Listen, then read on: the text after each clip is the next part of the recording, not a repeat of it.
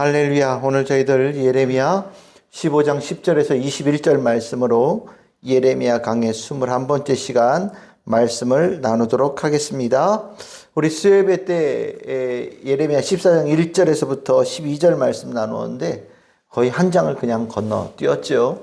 오늘 이 중간에 있는 말씀들이 실은 같은 패턴의 말씀이라서 좀 건너뛰었습니다. 우리 수요일 날 말씀 나눴던 거 기억하시죠? 영적 기근에 대해서 말씀 나눴습니다. 하나님께서 내리시는 기근이에요. 그 고통 속에서 이스라엘 백성들은 정말로 이런 고통 경험한 적이 없고 생각하지 못하였기 때문에 하나님께 막 회개도 하고 잘못했다고 빌기도 하지만 하나님께서는 거의 무응답으로 또 무대응으로 완전히 외면하여 버리시는 이야기가 나오죠. 실은 이 틀이 우리가 앞에서 더 먼저 봤듯이 하나님의 슬픔에서 계속해서 이어지는 거예요. 하나님께서 이스라엘 백성들이 하나님께 진실하지 못하고 진실하지 못한 것에 대해서 깊이 슬퍼하시면서도 끝까지 참으셨었는데 이스라엘 백성들이 그 하나님의 슬픔을 이해하지 못하여서 하나님께서 결국 이스라엘 백성에 대하여서 영적 그 기근을 내리시면서 하나님이 얼마나 화가 나 있는지를 보여주시는 과정들이 나오는 겁니다. 이 과정에서 실은 이스라엘 백성들은 하나님께서 곧 화를 푸실 거라는 기대감을 가지고 있었던 것 같아요. 하나님께서 우리가 이렇게 잘못했다고 인정하면 하나님께서 곧바로 그래 내가 용서하마. 성경에는 그런 얘기들이 주로 나오다 보니까 이스라엘 백성들도 하나님 앞에 죄 짓고 하나님께서 분노하시고 슬퍼하시는 거에 대해서 그렇게 중요하게 깊게 생각 안 한 거죠. 근데 오늘 우리가 이제 봤던 그 뒤에 말씀을 쭉 이어서 보면 하나님께서 이 화가 나신 게 보통이 아니에요. 그 얘기를 적고 있는 거예요. 하나님께 뭘 해도 하나님의 진노가 가라앉지가 않아요. 그러니까 이게 한 번 하고 두 번 하고 할 수 있는 모든 것들을 다 동원해 보면서 점점 더 깊은 절망 속에 들어가는 겁니다. 하나님의 마음을, 그 분노를, 슬픔을 바꿀 방법이 없는 거예요. 그래서 우리가 이제 우리 읽었던 그 예레미야 12절 이후에 13절서부터 18절까지 여러분들이 성경 보십시오. 예레미야 14장 13절에서 18절에 보시면 예레미야가 나서서 막 변명을 해요. 이스라엘 백성들이 왜 이제까지 이렇게 잘못되어진 것을 계속 왔느냐. 거짓 예언자들이 이들을 속여서 그렇습니다. 하나님께서 너희들을 축복하실 것이고 너희들 잘되게 하실 것이고 너희들은 절대로 그렇게 망하는 일 없다. 막 거짓 예언자들이 이스라엘 백성들을 막 현혹시켜서 잘못하고 있으면서도 그것을 무겁게 여기지 않은 겁니다. 이스라엘 백성들이 그 정도로 막 그렇게 나쁘지 않았다라는 것을 이들도 속임당한 자라는 것을 좀 하나님 이렇게 참작해 주시고 용서해 주셨으면 좋겠습니다라고 하나님께 막 구하거든요. 근데 하나님께서 완전히 요지부동이에요.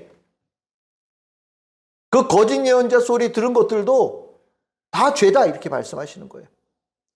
그리고 나니까 19절에서 22절, 14장 19절에서 22절에 보시면 예레미야가 다시 한번 나서서 하나님께 중보 기도를 해요. 하나님 제발 용서해 주세요. 하나님 제발 이 이스라엘 백성들을 분노를 푸셔서 이들에게 살 길을 허락하여 주세요라고 예레미야가 다시 한번 하나님 앞에 절대로 이들을 위해서 기도하지 말라는 분명한 명령이 있음에도 불구하고 예레미야가 나서서 하나님께 기도합니다. 그런데 이 기도가 안 먹혀요. 벌써 이 중보 기도가 몇 번째잖아요. 그렇죠? 그러니까 예레미야도 굉장히 당황스러워지는 거예요. 그러면서 오늘 15장으로 넘어오면 15장 1절에서 4절에 보시면 아주 무시무시한 얘기가 나옵니다. 내가 이들을 완전히 다 진멸할 것이다. 네 가지의 죄 이런 얘기하는데 죽이는 칼, 찢기는 개, 삼켜 멸하는 공중의 새, 삼켜 멸하는 이 땅의 짐승들을 보내서 이들을 다 죽일 것이고 불쌍히 여기는 것도 없고 울어줄 자도 없고 돌이키지 않을 것이고 모두를 멸절시키기 전에 하나님께서 4번에 걸쳐서 이걸 아주 심화시키는 말씀들을 내가 반드시 내 이 분노를 이스라엘 백성들에게 막 쏟아 부을 것이다라는 것을 하나님께서 막 더 흥분하셔가지고 예레미야에게 전하시는 거예요. 그러니까 예레미야는 이 부분에 대해서 정말로 이제 당황스러운 것이 깊어지고 이스라엘 백성들은 전혀 하나님의 마음을 돌이킬 수 있는 방법이 없어지는 겁니다. 그러면서 우리 읽었던 본문 바로 앞에 15장 5절에서 9절에 보시면 하나님께서는 이 심판을 절대로 번복하지 않을 것이다. 반드시 이행할 것이다. 하나님께서 마지막 도장까지 쾅 찍어버리셔요. 그러니까 하나님의 말씀을 듣고 있는 예레미야 입장에서는 이 하나님의 분노를 무엇으로 바꿀 수 있는 거에 대해서 실은 자기가 쓸 수 있는 모든 방법을 다 동원한 거거든요. 하나님께 뭘 해도 하나님의 그 분노가 사라지지 않고 이스라엘 백성들은 하나님께 아무리 간구를 해도 하나님께서는 그들의 기도에 전혀 무대응으로 무반응으로 하시니까 정말 속된 말로 미쳐버리는 거예요. 그 가운데서 오늘 읽었던 본문은 굉장히 중요한 의미를 가지고 있는 본문이에요. 오늘 읽은 본문 이렇게 내용 보시면 예레미야가 탄식한 기도, 그리고 이 탄식한 기도에 대해서 하나님께서 그를 위로하는 말씀처럼 이렇게 나오거든요. 그냥 요 말씀만 딱 띄워놓고 보면 예레미야가 하나님 말씀 전하는데 난 너무 힘들어요. 이 얘기하고 하나님께서는 얘야 내가 너 힘든 거 안다. 그러면서 내가 너를 보호할게. 우리가 흔히 성경에 나오는 그 예언자들, 선지자들에 대한 하나님의 지키심의 약속의 말씀처럼 이렇게 보이거든요.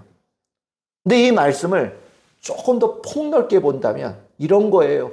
하나님의 마음을 무엇으로도 움직일 수 없고 하나님께서 무반응으로 대응하시는 것을 무엇으로도 풀 수 있는 방법이 없었는데 오늘 이 말씀이, 오늘 이 모습이 그 굳게 굳어진 하나님의 마음을 움직이고 반응을 있게 하는 중요한 열쇠가 나오는 말씀이 되는 거예요. 하나님께서 그 죄인들을 향하여서 가지고 계신 그 슬픔, 분노를 어떻게 풀 것인가? 하나님께서 어떻게 그 마음을 돌이켜서 그들에게 기회를 다시 한번 주시고 그들에게 은혜를 베푸시는 마음을 조금이라도 열어주실 것인가? 이거는 우리에게 있어서 굉장히 중요한 주제가 되는 거거든요. 우리가 예수 그리스도의 십자가가 있다 보니 우리는 하나님께 은혜 받는 것을 실은 거저받는 거예요. 진짜 완전히 거저받는 거예요. 십자가 붙들고 십자가 은혜로 십자가 앞에 나아가면 누구든 예수 그리스도께서 우리에게 한량없는 은혜, 용서의 은혜, 모든 축복을 내려주신다. 우리는 은혜를 받은 자들이잖아요. 근데 만약에 저 십자가 없었다면 내가 하나님을 슬프게 한 자가 되어지고 내가 하나님의 마음을 상하게 한 자가 되었을 때 어떻게 하나님의 마음을 조금이라도 풀 수 있는 방법이 있을까요? 이거 굉장히 난감한 문제예요. 근데 그 난감한 주제에 대해서 오늘 예레미야에 나오는 이 말씀이 굉장히 중요한 힌트를 주는 말씀이 되는 겁니다. 예레미야가 하나님 앞에 목숨 걸고 나가서 하나님과 싸워요. 원래 그 싸우는 말씀이에요, 실은. 그 싸운다라는 게 어디에 나타나냐? 18절 보십시오. 18절이 아주 결정적인 말씀이에요. 나의 고통이 계속하며 상처가 중하여 낫지 아니함은 어찌 됨이니까? 그러면서 뭐라고 얘기냐? 주께서는 내게 대하여 물이 말라서 속이는 시내 같으시리까? 라고 하나님께 대들어요. 이게 무슨 말씀이냐면 우리는 이런 게 없어요. 우리는 강물이 사시사슬 흐르잖아요. 그런데 혹시 옛날에 시골 가면 여름에는 이렇게 하천이 됐다가 겨울 되면 물이 완전히 바짝 말라가지고 물 안 흐르는 하천 혹시 보신 적 있으십니까? 우리는 실은 그런 하천이 많지 않아요. 근데 이런 좀 가뭄 동네에 사는 동네는 우기 때와 건기 때가 딱 나눠져 있어서 우기 때는 그곳이 급속하게 강물이 되는데 평상시에는 마른 땅이 되어져서 물이 전혀 없는 그런 천이 있거든요. 그걸 건천이라고 그래요. 건천, 와디라고 하는데 그 건천을 얘기하는 거예요. 하나님께서는 저에게 언제나 늘 축복의 강물이 흐르고 하나님의 약속의 보호의 강물이 흐르는 하나님께서 나에 대해서 약속하신 말씀을 지키신 하나님이라고 내가 이제까지 믿고 왔는데 내가 살다 보니 하나님은 저를 속이셨습니다. 내가 믿고 있던 하나님의 은혜가 끊어졌고 내가 믿고 있던 하나님의 보호하심의 약속이 끊어졌고 하나님 이스라엘 백성들 보고 니들이 나 속였다, 나 기분 나쁘다 라고 하나님께서 말씀하셨죠. 저도 하나님께 대하여서 속은 것 같습니다. 하나님한테 대놓고 대든 거예요. 이 대든 말씀이 실질적으로 하나님의 반응을 이끌어내요. 그럼 이 반응이 왜 하나님께 이끌어내느냐? 이게 도대체 무엇을 가지고 있느냐? 무슨 의미가 있길래 하나님으로부터 그 닫혀졌던 반응이 열리게 되어지는 열쇠가 되어지느냐? 그 부분을 우리 앞에서부터 다시 한번 봤으면 좋겠어요. 10절에 시작하면 이렇게 시작합니다. 내게 재앙이로다. 정말 죽을 것 같다라고 하나님께 기도합니다. 얼마나 힘드냐? 하나님, 어머니가 절 낳은 날이 저주받은 날입니다. 제가 이 땅에 태어나지 않는 것이 더 나았을 것 같습니다. 저는 정말 오늘 그렇게 인생 최악의 날을 겪고 있습니다. 요즘 내 인생이 그렇습니다. 하나님 앞에 기도하는 거예요. 제가 무슨 죄를 졌는지 나를 만나는 자마다 저를 다 죽이려고 하고, 제가 무슨 미운 털이 박혔는지 나만 보면 다들 싸우지 못해서 안달입니다. 저는 요즘에 문 밖을 못 나가겠습니다. 정말 죽을 것 같습니다. 라고 기도를 해요. 그럼 왜 이런 일이 벌어졌냐? 그 이유가 11절에서부터 14절이에요. 하나님께서 내게 주신 그 말씀, 하나님께서 이스라엘 백성들 심판하시겠다고 하신 그 말씀, 내가 그 전하러 다니면서 그 말 한 것 때문에 내가 누구한테 돈 꿔가지고 내가 갚지 않은 사람도 아니고, 내가 누군가에게 해코지 한 일도 없는 사람인데 완전히 동네의 원수가 되어지고 나라 전체의 원수가 되어져서 이렇게 괴로움을 다 당하고 있습니다. 저는 제 인생이 진짜 재앙인 것 같습니다 라고 하는 앞에 아주 대놓고 솔직한 기도를 하는 거예요. 근데 여러분들의 이 기도가 실은 하나님의 마음을 움직이는 굉장히 중요한 열쇠가 되어져요. 이 기도는 누구의 기도냐? 하나님 앞에 진실한 하나님의 사람의 기도니까. 하나님의 사명을 정말 최선을 다하여 지키고 진지하게 주의 일을 행하는 사람의 이 힘들고 고통스럽다는 이 기도는 하나님께서 다른 것에는 반응하지 않아도 그의 기도에는 반응하신다라는 거예요. 하나님께서는요, 하나님께 신실한 자의 기도를 주목하셔요. 하나님께서는 하나님의 충성된 자의 기도를 귀담아 들으셔요. 그들이 살아가는 모습의 나날의 모습을 주목하고 지켜보시면서 엄청난 관심을 가지고 계시거든요. 그 진실한 자가 하나님 앞에 나가서 저 힘들어 죽겠어요 라고 기도할 때 그 기도는 하나님께서 그 어떤 자의 기도보다 크게 듣는 기도가 되어지고, 하나님께서는 그 기도에 해결해 주어야 되겠다라는 마음을 즉각적으로 반응하시는 모습으로 하나님께서는 응답하십니다. 그러니까 하나님의 마음을 움직이고 열게 하는데 무엇이 중요하냐? 하나님께 충성다하고 진실한 자의 기도가 굉장한 가치가 있다는 거예요. 하나님께서는 하나님께 충성하고 진실한 자의 삶을 통하여서, 그를 통하여서 하나님의 닫혀있던 마음을 여실 수 있고 열기를 원하신다는 것을 오늘 이 말씀을 통해서 보여주신 거예요. 여러분들, 누군가 인생의 영적 기근에서 고통스럽고 막막하고 힘들고 절망 속에서 죽어가고 있을 때, 그가 하나님께 부르짖어도 하나님께서 그에게 응답이 없는 것처럼 보일 때, 이 땅에 하나님께서 먼저 세우신 신실한 주의 자녀들, 주의 백성들, 성도들은요, 굉장히 중요한 역할을 할 수 있는 사람들이에요.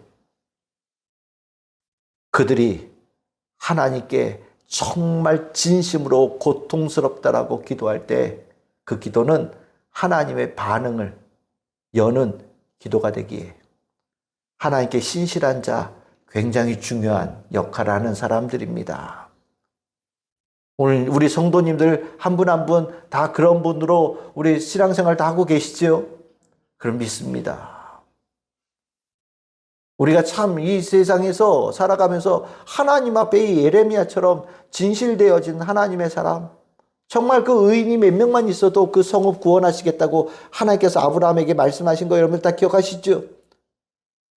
하나님께서는 그런 사람들의 그 기도, 하나님께서 그런 사람들의 힘들다고 부르짖는 것에 대해서 하나님께서는 늘 언제나 깊은 관심을 가지고 계시거든요.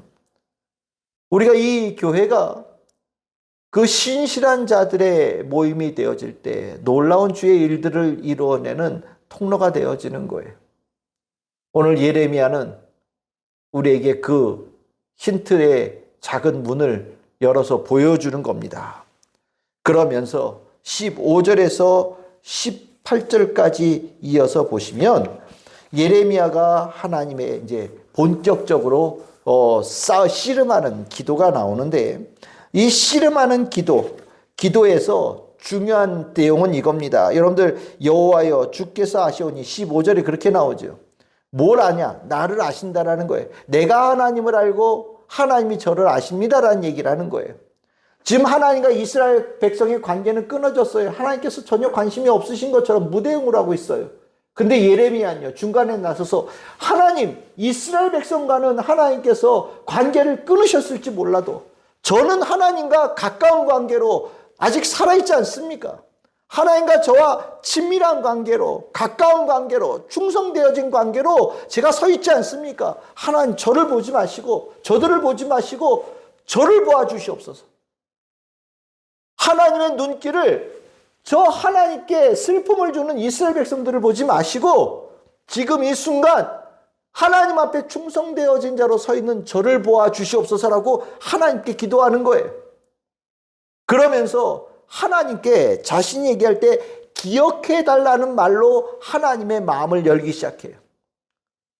이 기억이라는 단어가 왜 중요하냐? 여러분들, 그 노아의 홍수에서 그 물이 감할 때 하나님께서 그 전환점을 쓸 때가 언제냐면 창세기 8장에 하나님께서 노아를 기억하셨다라는 거거든요. 그 하나님께서 기억하심이라는 그것이 정말 악화로 가던 것을 이제 희망으로 바꾸는 중요한 전환점이 됩니다. 하나님의 기억이 심판에서 구원으로 바뀌어지고 하나님의 영적 기근에서 하나님께서 단비를 내리신 삶으로 바뀌어지는 거예요. 그 기억을 하나님께서 가지실 수 있도록 일깨우는 역할을, 실은 부르짖는 역할을 예레미야가 하고 있어요. 그럼 여기서 기억이 뭐냐? 자신의 기억을 먼저 소환해요. 저는 하나님께서 나를 부르셨을 때 너무 행복했습니다. 저는 하나님의 말씀을 전하라고 저에게 말씀을 맡기셨을 때 너무 행복했습니다. 왜냐하면 그 안에 하나님의 사랑이 들어있고 생명이 들어있고 소망이 들어있고 구원이 들어있다는 것을 제가 알았기 때문입니다.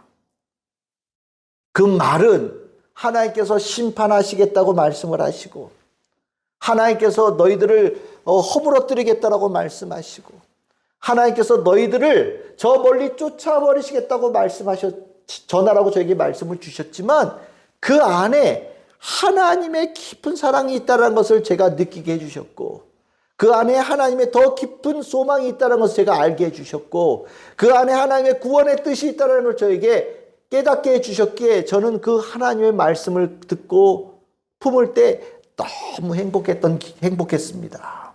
그런데 지금 어떠냐? 여러분들 17절 보십시오. 저 지금 하나도 안 기쁩니다 라고 얘기를 해요. 왜요? 하나님, 저들이 살려달라고 하나님 앞에 기도하는 거 하나님께서 기다렸던 모습이잖아요.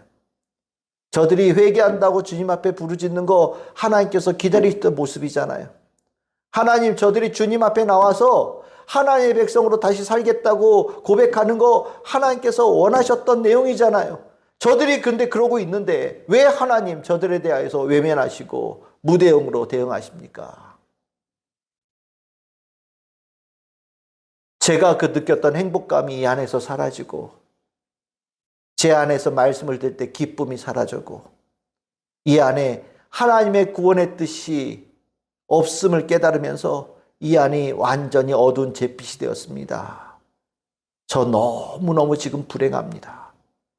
주님으로 인하여 기뻐했던 내 삶의 기억을 저는 되찾고 싶습니다. 하나님, 저에게 주셨던 그 약속의 말씀을 기억해 주셔서 그 안에 담겨 있던 생명, 구원, 소망의 뜻을 기억해 주셔서 그만 화를 거두어 주시고 하나님, 저들에게 원래 하나님의 베푸시고자 했던 은혜를 열어주시기를 간절히 소망합니다. 제가 하나님의 말씀을 기억하고 있습니다. 이제 하나님께서 제게 말씀하셨던 그 일을 기억하셔서 이 분노를 이제 거두어 주시옵소서라고 기도하는 거예요. 그리고 지금 만약에 그렇지 않다면 하나님, 전에 저에게 말씀하셨던 그것 거짓말하신 겁니다. 저를 속이신 겁니다. 라고 아주 하나님 앞에 이 예레미야가 목숨 걸고 하나님과 맞서 싸우는 거예요. 무엇을 위해서요? 이스라엘 백성들을 살리기 위해서. 하나님께 징계받는 이들을 살리기 위해서. 하나님으로 인하여서 영적 가뭄을 겪으면서 고통 속에 죽어가는 자들을 살리기 위해서. 그들이 비록 나를 죽이고 그들이 나를 비록 욕하고 그들이 나를 비록 박해하고 있지만 예레미야는 그들을 위하여서 하나님 앞에 자신의 믿음을 가지고 하나님과 씨름하겠다라는 결단으로 나아가서 하나님의 삿발을 붙잡고 흔들고 있는 모습을 보이고 있다라는 거예요. 실은 이것은 굉장한 불경이에요. 하나님에 대하여서 있을 수 없는 자의 말이에요. 만약에 일반적인 사람들이 이 말을 했다면 하나님께서는 이스라엘 백성들이 불평하고 불만 가졌다고 벌 주셨던 일을 예레미야에게 하셨을 거예요. 근데 하나님은요, 똑같은 말이어도 하나님께 잘못되어진 마음을 가졌던 이스라엘 백성들처럼 대하지 않으시고 이 말을 귀하게 받아주셨어요. 왜요? 예레미야의 마음을 아시는 거죠. 예레미야의 뜻을 아는 거예요. 예레미야가 하나님의 마음을 알아서 그 마음을 전하였던 것처럼 하나님도 하나님의 신실한 종으로 사명을 잘 감당하고 있는 예레미야의 그 마음, 그 진실한 마음, 그 진지한 마음, 구원의 마음을 읽으시고 들으시고 받으셔서 그의 그 기도를 주께서 잘못된 기도로 처리하지 않으시고 이 기도에 하나님의 마음을 여시는 중요한 열쇠로 주께서 받아주셨다는 것, 굉장히 중요한 의미를 가지고 있다는 거죠. 하나님께서 우리에게 뭘 원하시느냐? 저도 이 오늘 말씀을 이렇게 준비하면서 20분의 기도, 1시간의 기도, 2시간의 기도, 3시간의 기도가 하나님께서 원하시냐? 오늘 이 말씀을 이렇게 보면 물론 그것도 중요한 의미를 가지고 있겠지만 결국 하나님께서 원하시는 것은 하나님의 마음처럼 기도할 수 있는 자, 하나님께서 가지고 계신 구원의 열망을 가지고 기도할 수 있는 자, 하나님께서 정말 모든 이들을 살리고자 하시는 그 마음을 이해하고 진실로 그들을 살리고자 하는 뜨거운 사랑의 마음으로 주님 앞에 나와 기도하는 자를 하나님께서 원하신다라는 것. 그리고 그런 자의 기도에 하나님께서는 다쳤던 마음을 여시고 무대응이 하나님께서 이제 즉각적인 반응으로 바뀌어지는 전환점이 되어지고 하나님의 기억을 되살리고 기억의 전환을 이끄는 하나님의 중요한 터닝 포인트의 그 믿는 자의 모습이 된다는 걸 이 성경 안에서 말씀하고 있다는 거예요. 제가 오늘 이렇게 말씀을 준비하다가 이렇게 컴퓨터 켜니까 어떤 목사님이 나와요. 영월에 있는 어떤 목사님의 간증인데 교회가 63년 됐대요. 근데 이 목사님이 그 교회 23번째 목사님이랍니다. 63년 됐는데 목사님이 23명이나 바뀐 거예요. 교회에 정말 그 사이에 자기가 갔더니 정말 자기가 이렇게 세봤더니 자기 23번째라는 걸 알고 이 목사님 좀 깜짝 놀라셨던 것 같고요. 지나왔던 얘기를 들으니까 교회가 너무 험악한 일이 많았대요. 그러니까 23번째 목사님이 왔겠죠. 권사님이 목사님 교회에서 나가라고 했는데 목사님 안 나가겠다 하니까 권사님이 슬리퍼를 벗어서 목사님의 따귀를 때렸대요. 그런 교회래요. 또 한 번은 새로운 목사님이 왔는데 목사님 또 나가라고. 목사님이 안 나가시겠다고 그랬더니 그 교회 장로님이 도끼를 들고 이 교회 내가 세운 교회니까 내가 깨부시겠다고, 강대상 깨부시겠다고 나섰던 교회래요. 근데 그 도끼가 치려고 했더니 도끼 자루가 부러졌대요. 내려치려고 할 때 도끼 자루가 부러져가지고 그건 넘어갔다고. 이 목사님도 몇 년 안 되셨는데 너무너무 힘든 일들을 수없이 당해서 내가 이 교회에 과연 있어야 되나? 주변에 은퇴하는 목사님 교회가 있는데 자립하는 교회래요. 우리 교회 와서 내 후임자 되어줘서 이 교회 담임해달라고 요청했는데 정말 가고 싶은 마음 굴뚝 같았는데 기도할 때 하나님께서 말씀하셨다는 거예요. 나는 내가 그 교회에서 좀 더 있어주기를 바란다. 내 마음이다. 내 뜻이다. 내가 너에게 이것을 부탁한다. 라고 말씀하신 걸 들으셨다는 거예요. 목사님이 그 교회는 다른 분 모시라고 말씀드리고 이 교회에 계속해서 담임으로 계신대요. 이분의 목표가 뭐냐? 이 교회에서 처음으로 은퇴하는 목사가 되는 거예요.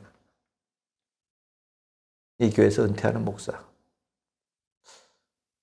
이 목사님이 그 교회에 실은 옛날엔 컸대요. 폐광촌이었는데 지금은 이제 광산인데 폐광이 돼서 사람들 다 떠나고 정말 작은 몇 명 안 모인 교회에 있나 봐요. 근데 이 목사님이 이 교회에 남아있는 모습이 저는 오늘 이 말씀을 읽으면서 딱 이 모습 같다는 생각이 들었어요. 진짜 이 목사님은 원래 그 동네 사람이 아니니까 정말 생전 처음 보는 분들이지요. 근데 그 교회의 영적 기근 아니겠어요? 정말 얼마나 피폐해진 교회겠습니까? 동네가 막 서로 고소하고 성도가 목사 고소하고 이런 일들이 난무한 교회니까. 근데 그 교회에 그들을 사랑하는 그들의 영적 기근을 끝내는 자로 하나님께서 이 목사님을 보내시고 진실로 그들을 사랑하는 마음 가지고 주님 앞에 무릎 꿇고 기도하는 목사님으로 주께서 사용하셔서 목사님 앞으로 이 교회 목회 잘 하시겠죠. 며칠 전에 나온 인터뷰 영상이었는데 그냥 우연하게 보다가 보게 됐어요.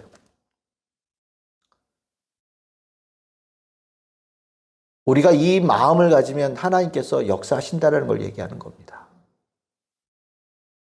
그리고 하나님께서는 그런 마음을 가진 자를 통해서 일하기를 원하신다는 걸 알려주는 거예요. 실은 예레미야 시대 이후에 이스라엘 백성들은 굉장히 긴 시간 동안 고통받았잖아요. 굉장히 긴 세월을. 실은 예레미야의 모습은 그 이후에 우리가 지금 깊은 영적 기근, 하나님께서 내린 징계를 받고 있다고 생각하는 이스라엘 백성들을 다시 살릴 수 있고 소망을 줄 수 있는 중요한 하나님의 뜻을 알리는 메시지가 되는 거예요. 하나님, 제가 이 백성들을 위하여서 예레미야 같은 주의 사람이 되겠습니다.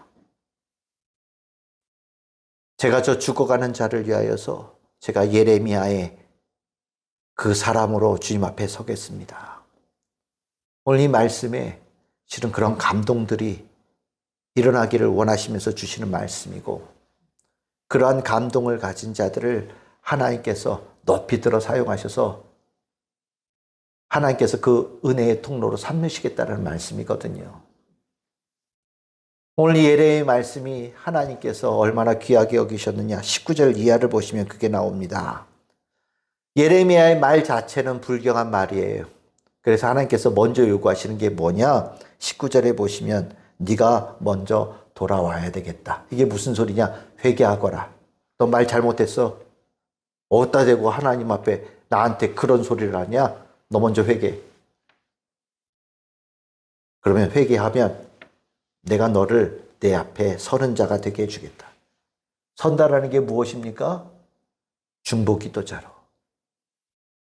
그의 기도를 통하여서 그의 기도가 하나님께 상달되어질 수 있게 만들어주시고 그의 기도를 의미 있는 기도로 들어주시고 그의 기도를 통하여서 그가 정말로 살리고자 하는 이스라엘 백성들에게 구원의 소망이 열리는 역사를 이루시겠다라는 말씀을 하시는 거예요.